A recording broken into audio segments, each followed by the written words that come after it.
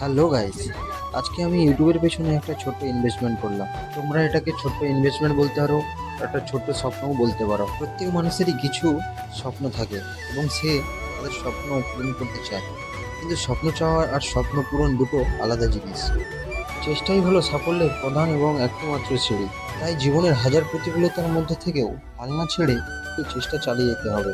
তাহলেই স্বপ্ন পূরণের দিকে এক পা এক পা করে এগিয়ে যেতে পারবেন। তাই এটাও আমার কাছে একটা স্বপ্নই ছিল। রেগুলার এরকম ভিডিও আমি দিতেই থাকবো আমার চ্যানেলে।